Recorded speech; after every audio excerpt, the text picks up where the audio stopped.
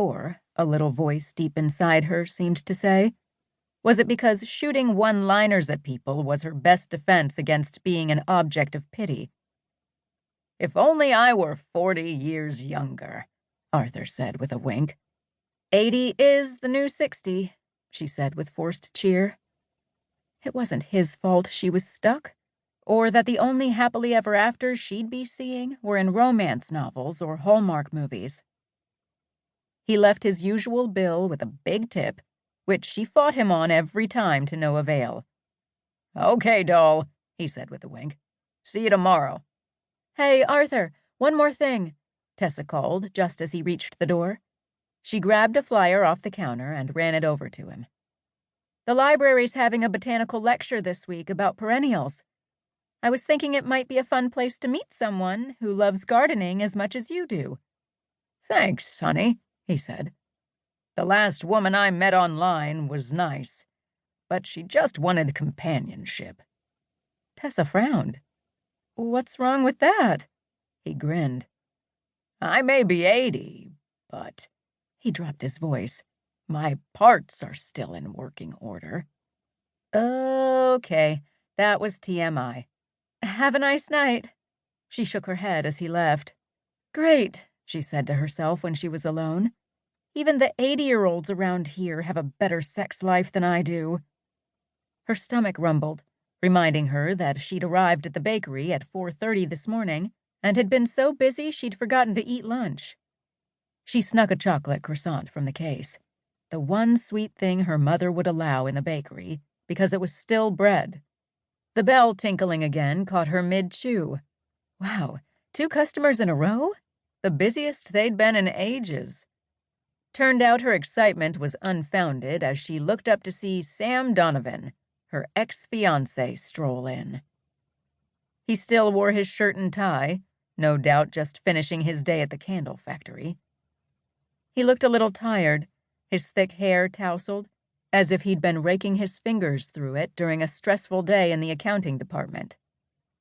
In the past, she would have asked him how his day was and if he was hungry, listened to him discuss complicated problems in the accounting department as he got them off his chest, and his rumpled, overworked executive look would have made her heart flutter a little.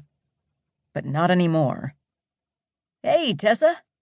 He flashed what she read as a guilty smile and pushed up his glasses. "How are you doing?" "Great," she said with a forced smile.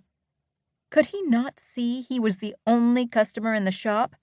Even after a year, she still had to curb the urge to hit him on the head with a stale baguette. But she knew in her heart that even that wouldn't install any sense. "It's still busy as ever over there." He hitched a thumb over his shoulder to indicate the candle factory across the street. "I have at least another hour of work. Mr. Brighton's cracking down, dumping all kinds of extra projects on me. It really sucks. Can I get a ham and cheese?" She didn't know why he came in here multiple times a week, clearly expecting her to soothe his worries, give him reassurance, and sympathize with his grievances, and pretend that they were still friends. As she assembled the ingredients for his sandwich, she practiced calming breathing. It was easier to serve him and get him out of the bakery as soon as possible, because their town wasn't big enough for her to handle more than one massive feud. She'd grown up with her family giving the cold shoulder to the Castorinis next door, and that had been uncomfortable and awkward for as long as she could remember. She'd vowed never to let that happen with anyone in her own life. "I was wondering if I could ask you something," he said as she put his perfectly made sandwich in a bag. Do you remember the name of that Italian restaurant in downtown Indy?" "Which one?" She narrowed her eyes. "I wanted to take Marcy to that rooftop one, but I couldn't think of the name." "The one where you proposed to me?"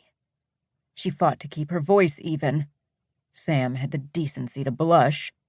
He should blush, because who would forget the name of the place where you proposed? Forget about hitting him in the head with the baguette. She was now tempted to shove it somewhere dark and deep. Maybe that would keep him away, because it was bad enough having to see your ex practically every day in their small town, but having to interact like